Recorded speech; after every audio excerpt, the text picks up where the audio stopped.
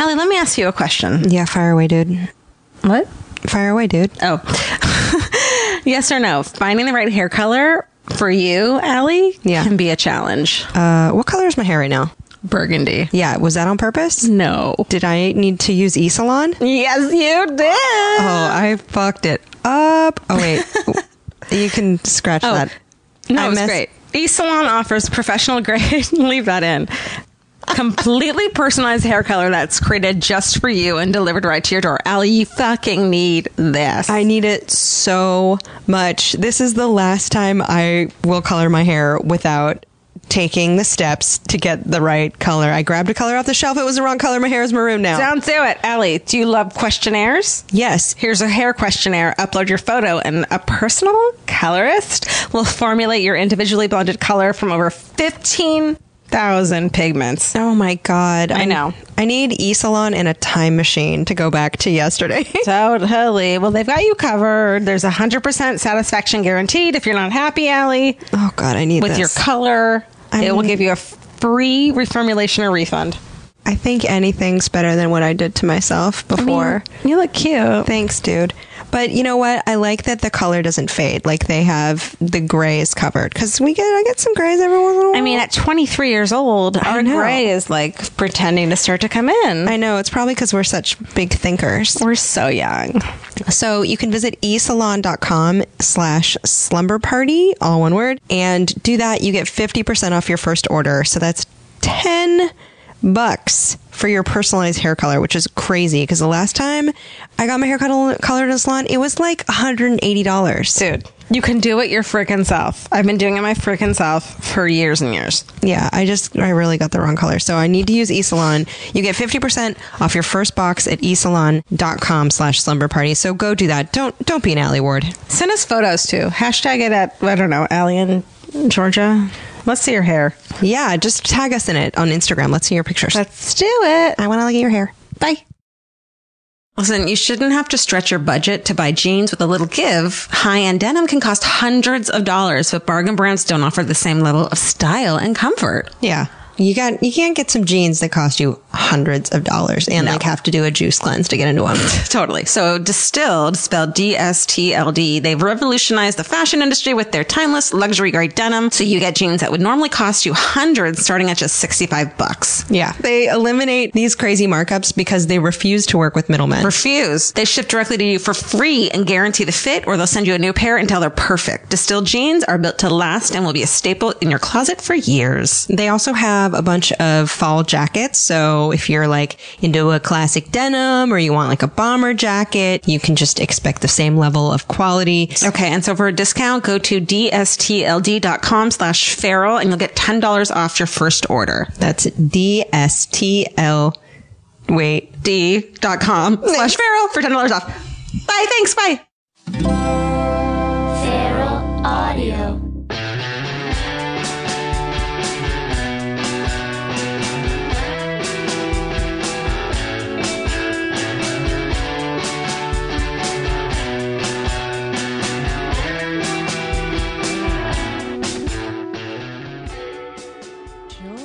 Alie Ward. Welcome to Slumber Party, Georgia. Thank you, Alie. Welcome to Slumber Party, Alie. Welcome to your podcast, Thank you. Georgia. Welcome to your podcast, Thank Alie. you. It's great to be here again for the 4th year in a row. Oh my Lord, I can't believe Isn't it weird? It's almost our 4th Has anniversary. it really been 4 fucking years? Yeah, I think, Dustin is nodding sagely from the corner. Wow. Yeah, 4 this summer. years of saying the F word. That's a lot. very fucking true. You guys, hide your kids. Hide your kids. Don't hide your facts, though. Do not. Alie, what did you learn this week? Okay. Can I give you 2 things? Tell me a bug fact. No, it's not a bug fact. I hid my bug facts. I learned some things about bugs, but I cloaked it. I'm not going to go for it. Yours can be 2 things. One thing, Freddy Krueger. Wes Craven named him after Fred Krueger, who was a bully in his school. That is so fucking cool. Isn't that awesome? That is like the best revenge. He's like, hey, Fred Krueger, you're now a horrible child killer. Your name will always be synonymous with a horrible child killer. Isn't that great? That's awesome. Okay, I'm going to give you 2. I'm sorry. That was just because that was a quick one. That was a great one. Do you know anything about onions and cats? No. You can't. I know about onions and I know about cats. Okay. But I don't know about onions and cats. Okay. Now you're about to learn something about the 2 of them together. Got it. Love it. don't fucking feed your cat an onion unless you want to murder your cat. Wow. Do you know you can't feed cats and dogs? Really, cats more than dogs, but they have thiosulfate, which causes a certain kind of anemia. You can really F up your cat. I don't feed Elvis onions, but he does eat chips, and I bet there's onion powder. I didn't know this at all. I don't have a dog or a cat. I didn't either. And I don't really like onions. I've heard that generally anything that is round in its normal state, you shouldn't feed animals. Are you Seriously. serious? Like dogs can't eat grapes. They shouldn't eat like anything that's ever been round. They shouldn't eat. Globular poisons? Isn't that weird? I didn't know that. Chocolate balls? Chocolate Malt balls? And also that if they eat chocolate, if they eat your nice box of artisan chocolates, they're worse off than if they eat like your shitty Hershey's, because Hershey's isn't like as good isn't as pure chocolate, so it doesn't hurt them as much. For branding opportunities, please contact Alie in Georgia. Yep. All right, so the thing I learned this week, I love this. The dental enamel of everyone who lived through or were born during the Cold War carries traces of carbon-14, which is a byproduct of the above-ground nuclear testing used like during the Cold War. So carbon-14 is a byproduct of these tests. It's an isotope that's spread all across the globe, and this is something that scientists use to determine. So if they find a dead body, they're able to determine the time of death and age of victims in forensic cases where teeth are available. Oh. Literally all scientists need to do is compare the carbon-14 records to how much of the stuff on the victim has on its teeth. Are you reading this? Yes. That's from crack.com. Well, obviously I'm reading it. I didn't memorize that shit. No, I'm just kidding. Do I look like I have a memory? So we have good news and bad news. We have bad news and bad news. Bad news, you're murdered. A second bad news, you have isotopes in your teeth from radioactive situations. But if you're murdered, I think that it's good news you have isotopes in your teeth, because then they can figure out who you were. That's true. And like, find your killer. No one wants to be a landfill corpse. Nope. I know that there are dead bodies in landfills right now, and if I think about it, then I will never put on pants Probably again. just parts. It's not a whole body. No, there's full corpses. Okay. Let's ask our guest what she Hey, learned. let's introduce our guest and ask her what she learned. This guest is a very, very good friend of mine. I absolutely adore her. I was a fan of hers before I was a friend. I find myself lucky to call her a friend. She is host of the Talk Nerdy podcast, also of Skeptic's Guide. She also is on Greatest Makers on TBS, Fab Lab on Fox, Techno on Al Jazeera America, which is just having a final moment right now. And she's amazing. Her name is Cara Santamaria. Cara, Hi.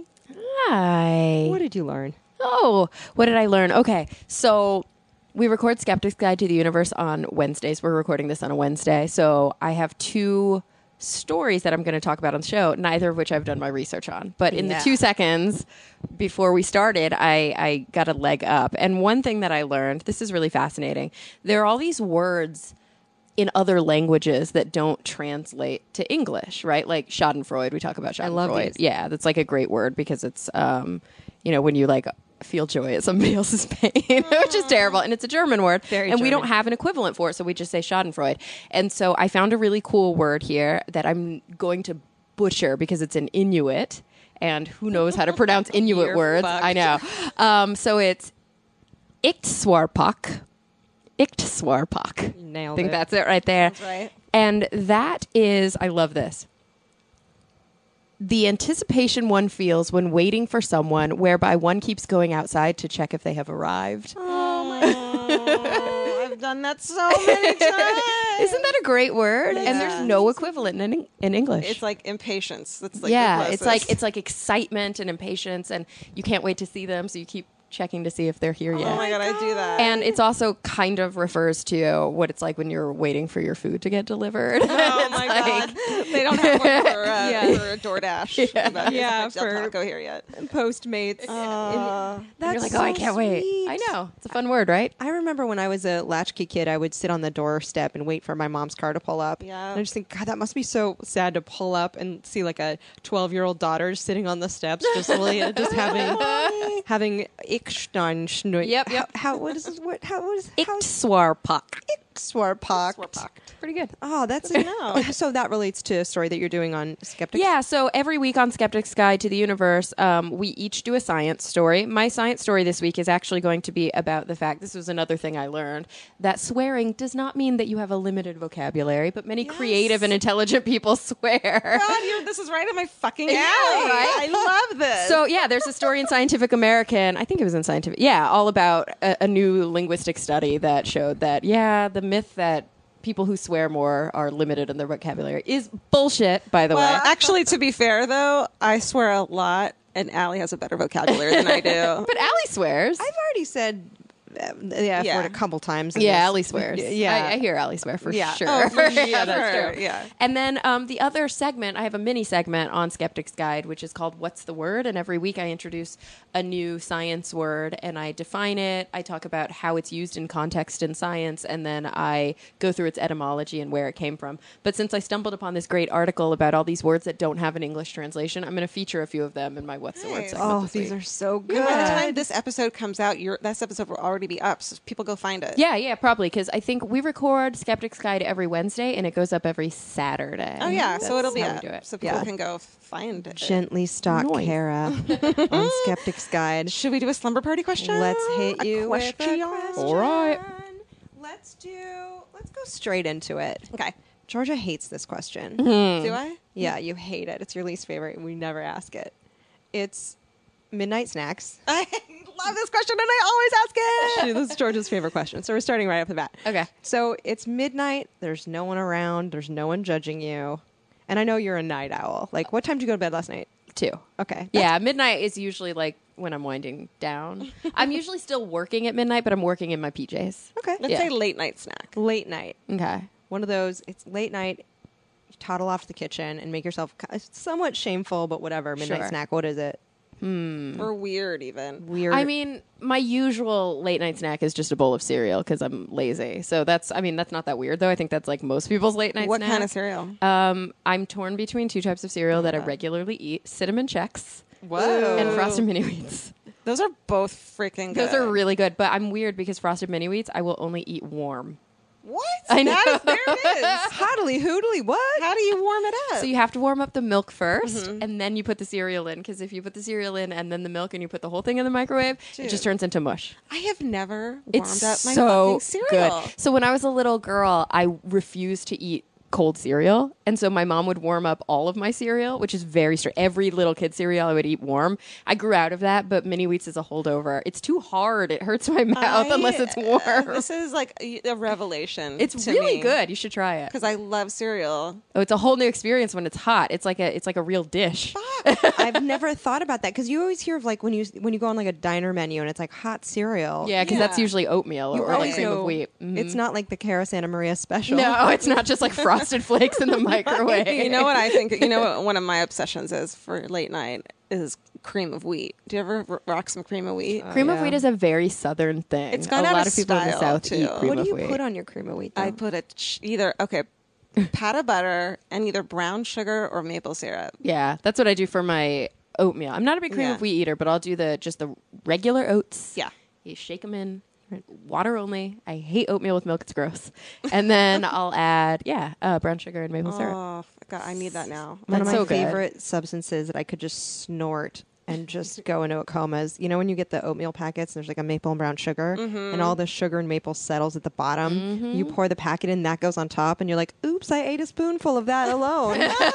Oh, that's the best. When I was a kid, they made this oatmeal called oatmeal swirlers. Do you guys remember Yes. I totally remember Yeah. Why this. don't they make that anymore? Because It was it's so good. Probably so bad for you. It was like Probably. what was it? It was like oatmeal in a packet, and then it came with a little like squeezy thing of like liquid sugar meth, Right. And it would be like strawberry flavor. It would be any flavor under the sun, and it was just like a syrupy deliciousness. I definitely had oh my that. god, it was so good. I Yeah. forgot all about that. And now I want it back. What's happened to our country? We're in a sad state. It really- Did you guys ever get the peanut butter and jelly that were swirled? My mom would never buy that. Goobers. No. Goobers. No, we never got that. That was No, we didn't get too that either. complex for us. I feel like I need to buy that as an adult. You know what I ate over the weekend? Speaking of gross snacks, that like this is my like if it's Super Bowl, if it's WrestleMania, which it was, or if there's like some event where there's going to be snacks and you don't have to eat it all, you can get whatever you want. You know. So I got a fucking pub cheese, orange cheese ball with nuts on it. I love pub cheese. I love that it's pretty much just tangy clay, but it's so good. And I started by putting it on mini toast, and then I got gross and took like butter crackers, like sociables. Sure. And I was like, you know what? Diet starts never. That works. Whenever I have a party, I will always make my classic queso because I'm a Texan. Yes. And Texans love queso. And it's extra good because I put taco meat in it. Yes. Delish. Your queso's so You My got good. her queso is queso. bomb. Yeah, I want your queso. Because also it's really cheap. When you do a big party, it's really cheap to go brunch. Brunch is super cheap. Yes. So you can make like scrambled eggs and you can make, Quiches. and then chorizo and then queso. And you can feed a lot of people for like very little Totally. money. So that's a good way to always Pancakes. go about it. Yeah, really Cheap. cheap. That's a good point. But my yeah. other late night snack, which is super embarrassing, and this is only for special occasions, by the way. I am such a sucker for those little tubes of cinnamon rolls that you bake, like the little Pillsbury cinnamon rolls. That pop when you open them. That is probably, honestly, if I could eat that every day and not become 900 pounds, I would, Yeah. because it's like my favorite thing in the world. I love cinnamon Isn't rolls. it funny how there's so many breakfast foods that I would never think of eating for breakfast, like cinnamon roll French toast or Yeah. like even pancakes, but I would eat the fuck out of them at night. Yeah. Cereal, sugary Oh. cereals, I wouldn't eat that for breakfast. Yeah, no, it's true. For breakfast, you want to eat something kind of normal and healthy and start the day. Generally, maybe not Right. brunch, maybe not like a weekend brunch. Right. Yeah, but yeah, fuck that. On breakfast, you're like, okay, I'm going to go healthy because I know I'm just going to decline as Yeah, the day I goes know. on. That's the thing is like you get a reset button every day. So you're like, well, it's 11:58. Like, let's eat some It's fucking over. cinnamon rolls. The day Like, is so over. true. There's nothing expected of me. let's ask your perfect day. Yeah. Ooh. Okay, your Because it perfect always, day. ours always I know, involves because it's the like, does Korean it involve bake Wii Spot? Yeah. can Yeah, make it up usually shit, does. too. Okay, like just all the things that are perfect. Your perfect day. You can be anywhere. You can be doing anything with anyone. Where do you wake up? Where do you go to sleep? What do you do in between? Okay, perfect. And this is all just based on my personal experiences, not like things that I wish I could do or things I've never done that seem like they would be perfect. Because there's all these places I still want to go, but who knows? They might be shit. Okay. So I think the perfect place I would wake up would be in Paris because Paris is my favorite city. Of all the places I've been, I think I have the most fun there. So I'd love to wake up in Paris and then like sleep in as late as I want to because I love sleep. Yes. My perfect day is like full of sleep. Mine too. And then I would go to a cafe and I would have like 9 cups of coffee, which is so weird because I'm not actually a big coffee drinker. But in Paris, I drink so much coffee. It cannot, in this fantasy, it cannot affect you the It way can't it affect you. normally And does. for some reason in Paris, coffee doesn't affect you. It's the weirdest thing. I don't know why. You walk around and I always drink Café Clem. That's the way I order it. What's What that? is it? Coffee with cream. Oh. It's the best coffee. Café Clem. There's a lot of different ways to order, but that one I can say. And Sounds it tastes good. good. It yeah. sounds So it's like heavy cream. So it's like Yeah, really it's like thick dense. cream and coffee. It's delicious with a croissant on the side with Croissant. like a little bit of like strawberry jam, which I cannot say strawberry in French. It's like fris. I can't pronounce Oh, right. it. I'm That's not pretty at it. good. Yeah, I don't know. That's good. The only thing I can really say in French that I learned from going there a few times is Je suis désolé, je ne comprends pas. Yes, What is that's that? yeah. That means I'm so sorry. I don't understand. And then they go, oh, okay. And they start talking to you in English. Totally. If you say je suis désolé, je suis très stupide en français, it means I'm so sorry. I'm very stupid in French. I love that. I love that. It's very helpful. And they're like, oh, well, I speak English. Yeah, they're like, They all speak English, Yeah. but you've got to at least try. if Totally. you're like, I am an American, I hate myself. Yeah. Je suis, I guess, je me déteste or something. Yeah. They'll be like, That's oh, I amazing. hate you also. we We have hate something you in too, but common. thank you for trying to not be hateful. Totally. Two things you need for Paris. Don't wear sneakers no matter what Yeah. the occasion. Really? That's true. Like Yeah. leather shoes, you Okay. guys, or Yeah. something. I But wear combat boots every day, and that Sure. seems to be Cute. fine. That's Yeah. But Right. my French But no. uniform is the same as my New York uniform. It's like combat boots and a trench coat, and you're fine. You're so good to you go. look like a high school Exactly. shooter. I just look Right. like I am in Berlin or something. Yeah. Just like a dark, brooding. that's I would wear perfect. that. You fit in Jelly anywhere donut. then. Wait, what Yeah. else would you do in Paris that day? Yeah. Oh, I would. Oh yeah, I'm like I don't know. I'm done. I would just drink coffee and eat croissants And watch people. What else is a perfect day? Probably a spa day. And I love Korean spa, but Korean spa for me is kind of like the way to cheap out. Well, actually, Chinese foot massage is the full-on way to I cheap out. I do love- Chinese foot massage like once a week. Theirs are so good. They're so good. But I would probably go to like a really baller spa. If it's my perfect day, I have all the money in the world, so it doesn't matter. And I would get like a really long scrub and a massage and a facial probably. I never get facials because even though they feel amazing, every time I get a facial, I'm like, how did I just spend $200 for somebody to wash my face? Oh no! I know. It's always $200. It's always $200, and I'm always like, I could have done that shit at home. There's a lot of it you can do at home. Yeah, like you can't give yourself a back massage, but you can reach your whole face. Totally. You know? I know. You can just boil a pot of water and then put it on your coffee table and put a towel over it, and your face is steamed. Yeah, I know. Do a Biore strip, you guys. Seriously. And a face mask and a scrub. Yeah, so I would let the professionals do all of that work. But that's why you get the extras like microdermabrasion, which I have one at home. I've never done that. Does it hurt? It sounds like No, it hurts. you don't need it. I don't like I the can word tell. abrasion is on Yeah, it. You know? that's fair. I usually do at home. I'm a sucker for sheet masks, like the ones they put on you at the spa, yeah. Oh, at right. the Korean spa. Yeah, Are those better than regular masks? they just stay on. I don't know. I Yeah. like them, and they feel weird and slimy and good. I know. I always Slimy. see those, Sucker. and they just look so ghoulish. They look ghoulish. Also, yeah, you get to feel like a serial killer back to your Totally. murder You stuff, do. which is kind of fun walking around your house, and you can scare your boyfriend. I love it. Yeah, I It's scared just Alie really once good. when we were staying at a hotel together, and I was like, Yeah, hey. I came into it was an Airbnb, and I came into the living room, and you were just like suddenly Friday the 13th or something like in the living room. But afterward, you looked fantastic. No, yeah, it feels great too. And I don't know, it just feels, I'm sure it's all bullshit. Like this is me, you know, I work on Skeptic's Guide. I'm a skeptic activist. It's very important for me that I always talk about evidence-based thinking and where does the science fall into place. But there are some beauty things that I am a total sucker for where I'm Yeah. like, I'm sure that this does nothing. Everything is bullshit. I know it's all bullshit, but it makes me feel good. Yeah. It's like massage. It's you know, I don't know if it's a placebo effect or if it's just like the pampering aspect is more important than the lasting scientific effects of Yeah. it, but I don't know. It feels good to be Okay. girly sometimes. It does. So And yeah, to be my like- perfect day I'd be girly. To be touched and rubbed and Yeah. Oh my god, like, it's so pampered, good. It's There's just got to so be nice. something with some oxytocin happening. Yeah. Oh, for sure. Like even Bobby Fischer, didn't he say like one of the last quotes that he said even when he was full on in his crazy throes at the end of his life, and he was somebody who never wanted to be near anybody else, but he Yeah. said something like there's nothing so calming as the human touch. That really guy, if he sweet. thinks that, then Yeah, it's true. exactly. Because I it's love really him. meaningful. Like it does a lot for people, especially people who struggle with like autism or Asperger's, you know, kinds of disorders that don't allow you to be close. You even Yeah. hear these amazing stories about like, what's her name? The farmer. Temple Grandin? Yeah, Temple Grandin's like hugging machine Yeah, and things she- like that because you do need Yeah. touch. And it's like Interesting. doing it like I used to be really weird about hugging. It made me really uncomfortable. And then I hug more than anyone, I think, because I know it makes me uncomfortable and I know I need to actively seek it out. It is. I'm not the biggest hugger. It's like, you know, I like you if I'll give you a hug. Yeah. Right, 'Cause right. I'm like Aw. really uncomfortable with I made certain both people. of you guys hug me as soon as you came in. I hug you now every time I see you because I know it means something to you that I but do. otherwise you wouldn't, right? I have a question. I was going to ask, based on skeptics, I wanted to get your opinion on ghosts because you just posted something about ghosts. Yes. But quick sidetrack before we get back to that. Yeah. You have a therapist, right? We've all been to therapy here, Yeah. right? Yeah. Oh, You have every a- week. I've been with my shrink for 5 years now. Really? This shrink, I mean, I've been with a shrink my whole life, but this shrink, we just hit like our 5-year mark. I'm very proud. romantic. Yeah.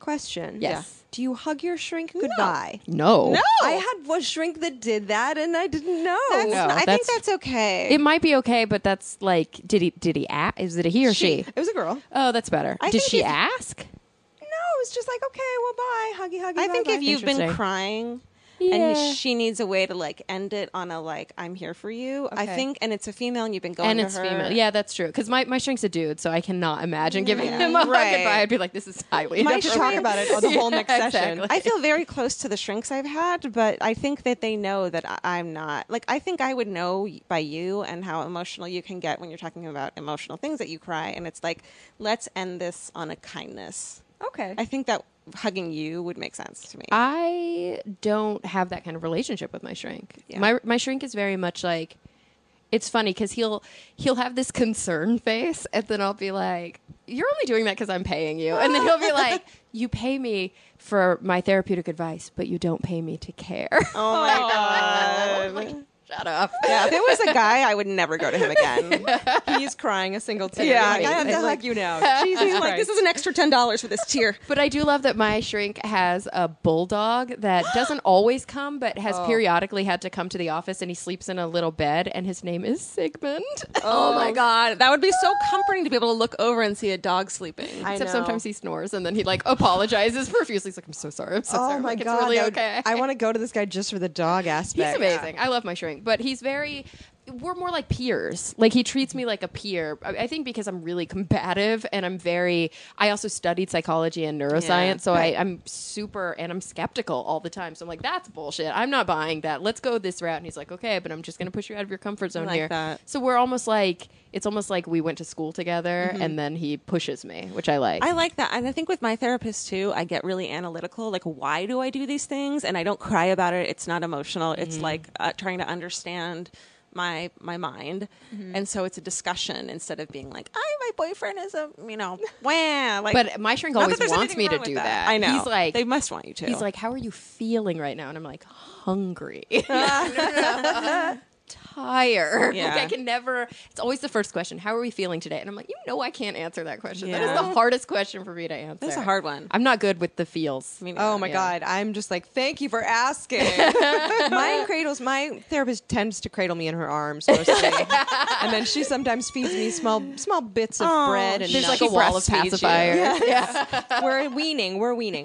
No, my other shrink used to hug, and this new shrink, as soon as I saw her, she looks like she should live in Berlin. She's just like very like means angular. business? Yes. So we don't hug. We hugged once after I had been crying a lot, and then the next time we didn't hug, and I was like, oh, am I supposed to keep? But I don't think she's a hugger. That's Yeah. good. But let's get to ghost story. Okay. Okay. You have one? Skeptics. I'm so sorry. I keep putting. skeptic. Oh, we're doing a ghost story thing. this is here? gonna This be is gonna be hilarious. good. Right, This okay. is like I'm like the exact wrong person to ask No, about ghosts. I love this because we're always in this tent and we're always talking about ghost stories and everyone believes in them. And I'm the skeptic, but I want to believe really bad. Right. I want to believe because it's fun to believe. is. Sure. It's like holidays. Like you can be an atheist and still do Purim. Oh, yeah. But you know what I mean? And you can kind of believe that ghosts probably aren't real, but you can still celebrate It's like you seeing can them. celebrate Santa Claus, even though you know Santa Claus. I isn't celebrate the Christmas real guy. because I love it. I love Christmas. Like I'm not going to let the Christians take Christmas Nope. away from me. Nope. I'm just saying, what if one day we find out ghosts are real? Okay. Just what if? So what does the Hilarious. skeptic think what of if it? we just don't? Okay, so number one, have you ever had any paranormal experiences that you can Ooh. explain? Okay. Or aliens? I actually don't think I ever have. I've talked to a lot of people who have had like personal experiences. My mom is a good example because my mom was Mormon. She converted with my dad before I was born, but she's not really. I don't even think she left the religion probably before I did, and now she would probably most associate with like being a secular humanist. I don't know if she would use the atheist label, but she's an atheist. But she used to talk about things like, I don't know, having feelings and premonitions. Like she would be like, I don't want you to go to this party. I just have a bad feeling. And I'd be like, well, whatever, Mom, I'm going anyway. And so she would talk about stuff like that. I personally have never had any sort of vision, any sort of experience where I've seen, and even if I did, I'm sure I would have explained it away. But no, maybe that helps contribute because a lot of people who struggle with the skeptic side struggle because they've had personal anecdotal experience. And as we know, the plural of anecdote is not data. But but they do struggle because it's really hard when you have a emotional valence that's attached to an experience. But I've never had anything like that. I'm the skeptic and I've had experiences. Yeah.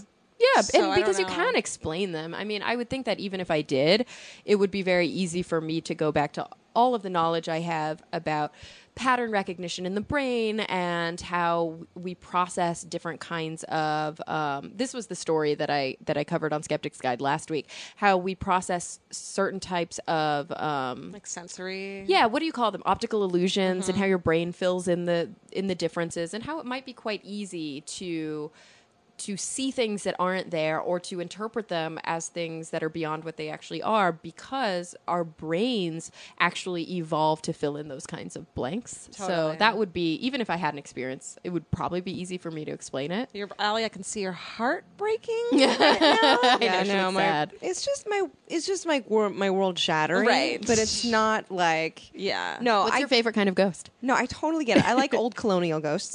Nice. I like them in Like Civil War. Do you like Civil War ghosts? Yeah, like weird jodhpurs, people who fought the good fight but died, and they're still pissed about it. But you don't like evil ghosts? See, I'd be down to be an evil ghost. I remember when I was a kid and I was struggling with religion.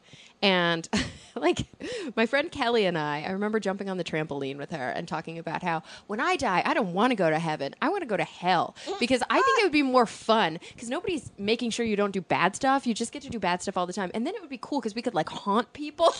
My sister and I promised each other when we were little kids that we would haunt each other when we died. Me and my sister too. Oh, you Of know course. what? A Yeah, friend we're of like- ours, is she a mutual friend? Is Rachel? I'm not going to say her Yeah. last name on the podcast. Yes. So she recently lost her sister, which was horrible because very, very young to breast cancer. But she would tell me these really sweet stories.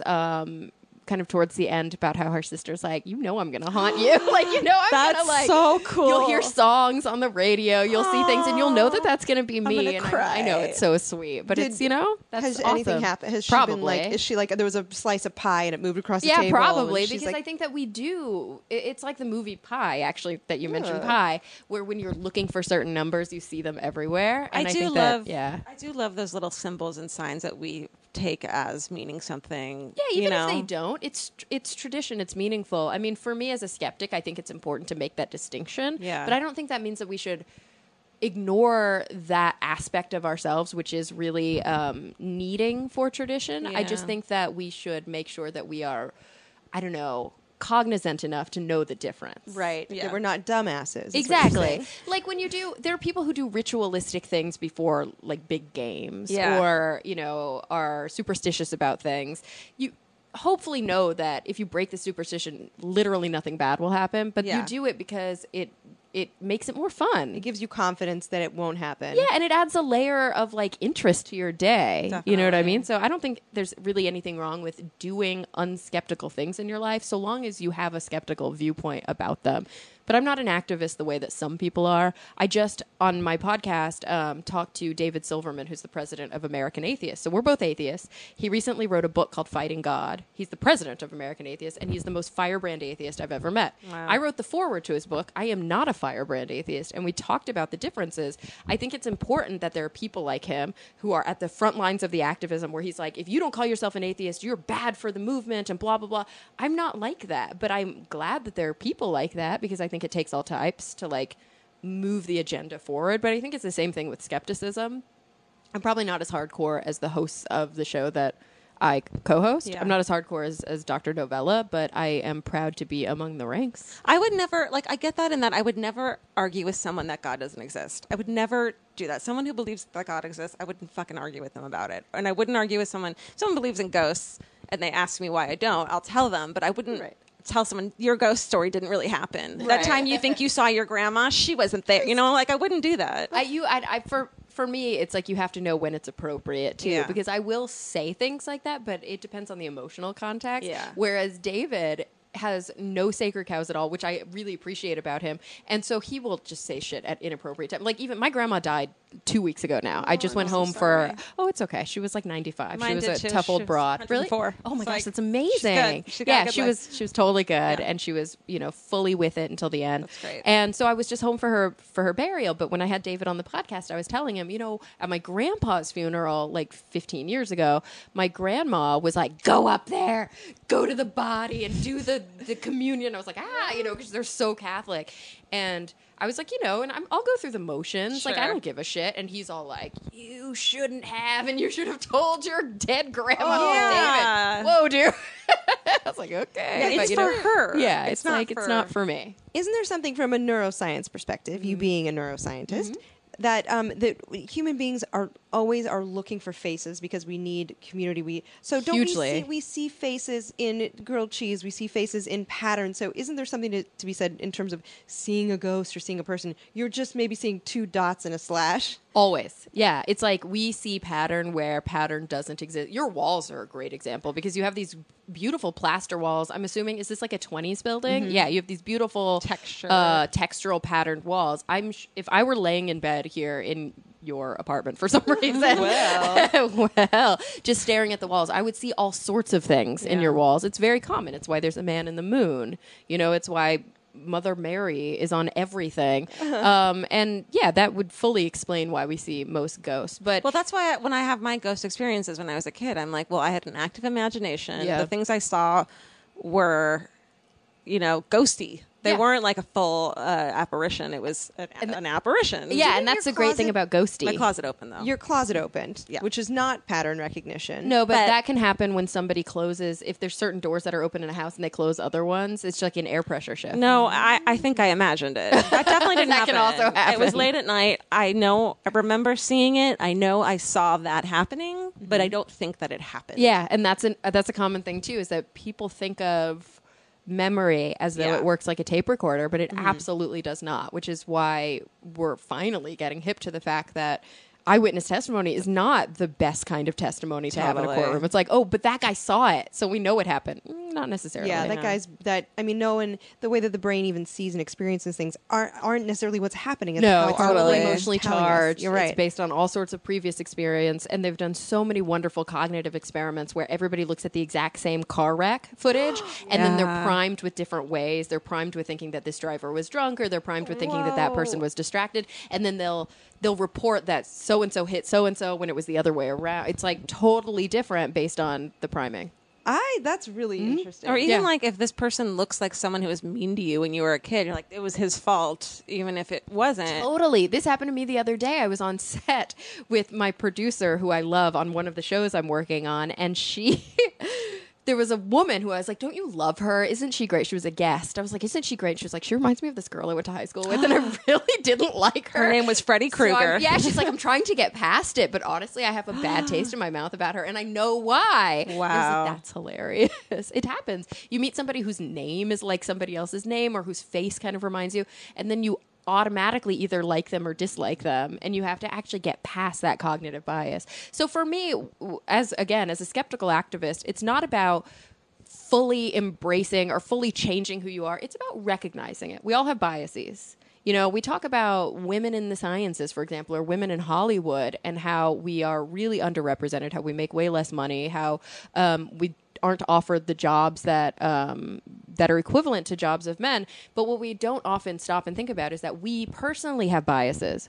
We harbor them as women, and until we can look past those biases, like, it's not just that the men's world looks at women as being less able to negotiate or weaker or less competent. We do that too. So until we can recognize that in ourselves, we can't break these kinds of We things. do it with ourselves and with other women, or are you saying just with ourselves? Both. Yeah, both. I mean, depending on who you are, some women don't, but generally speaking, again, these kinds of scientific experiments in psychological science and social science will literally test for underlying biases and things like priming people with different faces and then choosing which one do you think is more competent. And over and over, women have the same kinds of preconceived notions as men, but they're subconscious. We don't realize it. Oh my God, even if you don't have a dick, you're a dick. I know. Well, you think so about it's it like when you gotta you're- recognize it. When you're raised to think that Yeah, to we're- be like meek and everyone is, even like Right. other women, I'm like, they're great, they can do anything. And then with myself, I don't believe that. Yeah, and we're totally socialized to look at gender roles the way that kind of all of society has Yeah. for,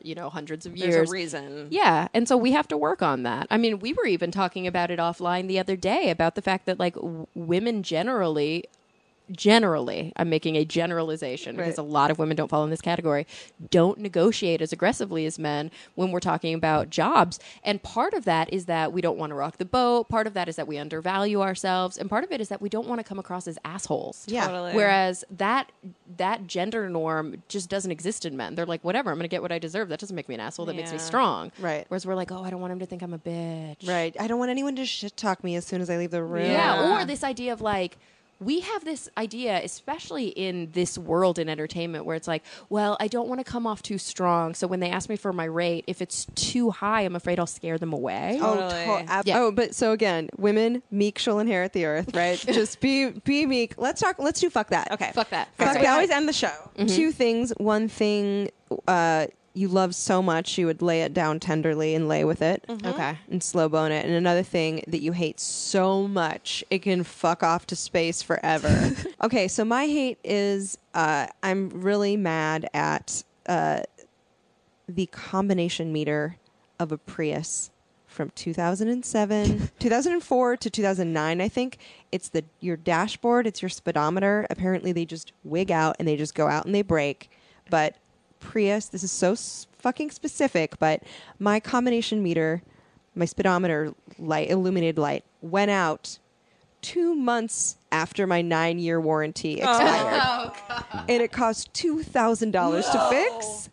And I called Toyota to be like, come on. What in the actual fuck? Right, because they extended this warranty to 9 years because this thing breaks so often. Well, it's like, should have been a recall. That's shit. what I was going to say. How is that not a recall? It's a safety concern. Right? It's cheaper to That's not. what I argued. So I called them up and was like, first I was like, it's so funny. It expired 2 months ago, which is nothing. And then they're like, yeah, you're fucked. And I was like, get me someone else. Mean Alie came talk out. to your manager. It's kind of fun to watch Mean Alie come out. I tried different things with different people, being Right. like, maybe I'll scare you into saying I could die. Yeah. Anyway, I'm super pissed that it happened to go on the blink.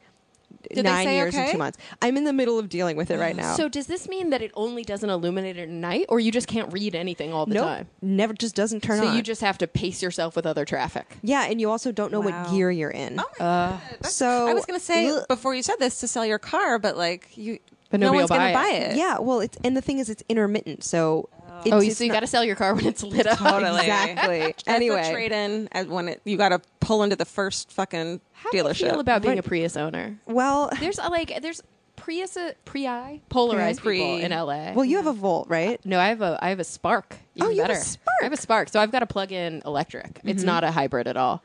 Right. Yeah. Because there's the Chevy has a Spark, a Volt, and a Bolt The coming Bolt out. is coming out, and Right. I want to trade up to it if I can't get the new Tesla because the range is extended like leaps and bounds on Right. the Bolt. It's Right. like 250 or something. Whereas Yeah, my yeah. range right now is 80. Wow. Right. Which is common for like this first generation of electrics. We all had like an 80 to 100 range, but the Except new for- range is going to be amazing. Except for the Tesla Model S, but which those- is comparable. The Bolt should have a comparable range yeah, to the and Tesla the new Model Tesla S. too. But I mean, that's like the original, the Model S after the bells and whistles because nobody gets like the basic Tesla. Right. It's like $130,000 Yeah. car. Holy My mackerel. car was $199 a month on lease. So Well, hello. Right. My next car is going to be a Honda Fit. I'm just Fit? waiting until I can get it. Is the Fit a plug-in hybrid? No. Nope, It's just a a Fit. good Yeah. gasoline. But my Nice. Prius mechanic told me that I should just get a straight gasoline engine because I travel so much. She's like, Prius, an electric car needs to be an electric or hybrid, wants to It's be a driven city every car. day. Yeah. And I'm gone for sometimes a week or so. But anyway, But you anyone, can also like pay somebody to just like drive it around the block, or like we have Yeah, we have but friends we who have would friends be who willing could to do do it. it. Yeah. But I if think anyone that's- works at Toyota and that's wants annoying. to, my email's AlieWard@gmail. ALIE. I'm in the middle of dealing with y'all because I'm a little steamed about it, and I am a lifelong Toyota driver. I know, me too. I was too. I had a too. Yaris before I moved over. The I only always reason had I 'em. didn't, because Toyota has the Leaf. It's Yeah. too big. Yeah. I didn't like it. It's too big, too many blind spots. So I moved on. Oh, I hate a blind Bummed spot. me out. Too many Fuck blind a blind spots. spot. Yeah. Georgia, what do you hate? What do you I fuck? hate? Okay, I hate that the new mood stabilizer I'm taking, called Lamictal, is working fucking great. I feel great, Yay. but it causes in 10% of the people a life-threatening rash. And do you have it? No, but you have to check every single inch of your body like regularly for the first like 3 months. What does the rash look like? I don't know. I Wait, don't there's know. no pictures of it? Yes. Oh, Dustin knows. Dustin is also on Are you on Lamictal also? How is it working? It's great. I've liked it. I've been on it for a year, and I'm bipolar, and I probably like 8 months out of the year don't even have a problem anymore. But so everybody is afraid of the rash, so you have to take it in really small increments, like really tiny doses, and then you build it up. Because this rash is kind of like meth. It'll come out randomly anywhere on your body, any part of your skin, anywhere, and it's like wherever it comes out will like disfigure it or burn you basically. It's called the rash, and it can It's come just on called the rash. It's called the it'll- rash. if you see it, you have to run to the hospital and get a steroid. But wherever it comes out, your face, your genitals, your hands, you'll have a scar like Oh forever. no! And they say that your face turns red first, so I'm looking for that. But like, You what look if good it- so far. I look fine. Yeah, right? you wouldn't. I wouldn't be concerned. That's the thing, is that it's working, and I was just on this other one that wasn't working. So it's like, I don't want to. I have to take it. Yeah, no, I get that. Like, I am so glad that I found an antidepressant that works really well for me. Yeah. I'm on citalopram, which is Celexa, and it's like beautiful. Yeah. It's like I'm sober. It's like I'm not on meds. It feels But, great. Yeah, when I first decided to start meds, it was a nice little game of musical chairs of things that fucked It me up definitely is. so And the bad. ones I'm on, like this is a mood stabilizer that just goes with to help my other antidepressants that I'm on, and so those weren't working well enough. So I'm taking this too, and I Yeah. don't think I can take this alone. It's just so fucking complicated. It is It's just complicated. worth it to it's find it. so important Yeah. to get on stuff that actually works And because stick with it. your quality of life is like through the roof after that. I am not exhausted right now for the first time during the day in like years. But side effects are scary. It's true. I remember when I had MRSA, which was horrible, methicillin-resistant staph. You know, How'd the you get super it? bug. Holy shit. I was living in New York, and my roommate worked at a gym, and I'm pretty sure he brought I was it going home. to say, were you doing jujitsu? Yeah, Like, super that's where you get disgusting. MRSA. Yeah. That's fucked So it was under up. my arm, and I didn't notice because I thought it was razor burn at first, and then it just got worse and worse and worse. So I finally did the whole thing, went to the dermatologist, they lanced it, they gave me an antibiotic. It turned out to be resistant after the lab test came back. And so then they gave me a new antibiotic, and that was a sulfa drug. Turns out I was allergic to it. And when you're allergic to sulfa drugs, you get this crazy reaction where it looks like you have measles. And I didn't know. And so I was like, what is happening to my body? Because it started on my stomach, and then it just goes all over your body. And it's these I'm little like red itching right now. bumps. I'm know. like itching. Oh, you're itching. Let me just, sorry to interject. Let me just tell you about the week from hell 2 weeks ago. No. Do you see my hand? Yeah. You see these faint little dots all over my Yeah. hand? Do you know what those are bites from? Oh no, what? Bed bugs. Get away from me. I know. Right. Disgusting. Is this your this is your hate, right? This is your I, bug- this is my hate. That's your so, hate. so two weeks ago, I was in New York. I was working on 2 separate jobs. The first job was a hot mess. They put me on an 18-hour day. I was exhausted, and by like hour 10 of the day, I started realizing I had these little bumps that itched like crazy, and I was like, "What the fuck is going on?" Turns out I had fucking bed bugs. I had to send all of my shit to like a giant oven to have it For decontaminated. where you were living, or like no, I wasn't living there. It was just in a hotel in New York, In right? New York, and in they Chelsea. they had bed bugs. Yeah. So luckily, I was able to like quarantine Yeah. everything, decon it, and then for my next job, I was in Williamsburg, so they were able to like pick it up from this hotel, send it to that hotel. So I know I didn't bring anything home, thank That's God. But like, great. and then my grandma died like on the flight home. It was like the fucking Yeah. worst week ever. So yes, I hate bed bugs because they make you so paranoid. I mean, I keep saying if you're gonna get bed bugs, it's the best way to get them is in a hotel and not at Totally. your own house. Throw But everything true. away. I know I was so nervous I was going to bring them home. Luckily, like there's no evidence, there's nothing, and it's been weeks now. If you're scared of it, But- I heard that if you put your suitcase in the bathtub what people while you're do. checking, Yeah. that they can't get out of the bathtub. That's what people do. They can't but get out of the bathtub. Nope, they can't like climb up the bathtub. I don't Too know. slippy sloppy? Too They slippy get you slidey. in the bed. I think that's the most. Yeah, but like I if mean, you come home and you want to make sure that you don't have it, put all your shit in The bathtub. the bathtub first. before you. The yeah. problem is that And then you light it don't on fire. see them. You don't see them. They only come out at night. And get this, the bites can show up weeks after you get them. Oh, so it's kill like me. almost Fucked up. impossible to tell Yeah. when you got them. And actually, they had an exterminator come into the hotel room and look for evidence, and they couldn't find a shred of evidence, which makes me think that I might have actually gotten bitten in a cab. A cab or on the subway, you could Isn't that totally get it from there. disgusting? A cab for sure. No. Allie looks I even had one heartbroken on my again. Devastated. face. Oh. It was, and my poor makeup artist was like, "Ooh, I got it. I got some work to do." oh I my- still have a scar. Like you can probably Holy see it. shit, Yeah, yeah. yeah. Oh, So gross. So that's my Oh, hate. I'm never traveling again. It's Oh my my hate. But there God. is a great book, by the way, about bed bugs by Brooke Borel, who's an amazing science journalist that you should read. It's packed away right now, but I cannot wait to read it once I've unpacked all of my boxes because now I have like a new interest in everything bed it bugs. called? I think it's called Infected or something like that that. sounds Yeah. fun. when we had science communication camp, I'm SciComm wearing camp. my Psychom Camp You're- t-shirt. I love Wearing your it. That's t-shirt. cute. That's really cute. In November, there were a bunch of books by science communicators written, and that was one of the books. Yeah. And someone's like, Allie, you'll love this book. And I was like, I love bugs, and I know a lot about bed bugs, but I don't think I could read a whole thing without itching my skin off my Yeah. body. Well, that's what I freaking asked her. out. She was a guest on my podcast, and she was so nice to donate a stack of books Right. to SciComm Camp. And I was like, Brooke, you know people read in bed. What are you doing? Ah, that's Seriously. true. Oh, bathtub reading. It's bathtub reading. Bathtub reading only. Only. All right, Allie, what do you love? One thing I love. Let's end on a positive note. You guys, okay, aside from our Slumber Party podcast Facebook group, which I'm so in love with. Everyone join. It's a secret private group, so you have to be approved to be in it, but then we talk all kinds of smack. We say the F word a lot, and we talk about what people love and learn and all that stuff. it's So I love great. everyone in that so much. But you guys, this is the dorkiest love in the world. Do it. I really love Westways magazine, the free magazine you get when you're a AAA member. Totally. They do this thing where they're like, here's a small town Main Street.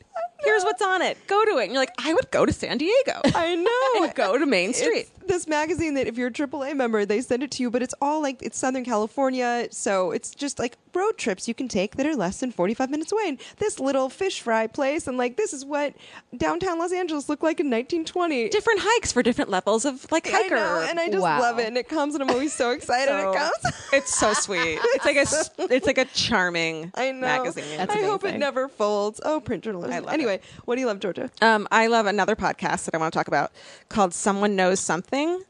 It's a you have to listen to it from the beginning. I didn't know this when I listened to it. The whole season is about this guy who is he's like a cold case detective, but like a podcaster. He goes back to find out what happened to Adrian McNaughton, who is a 5-year-old and wandered away from his family, who was fishing and was never heard from again in the 70s. So he's like going back. It's his hometown. So he's going back to like to trace all the leads and see what's going on. And it's getting really fucking exciting. Do you think he's still alive or deed?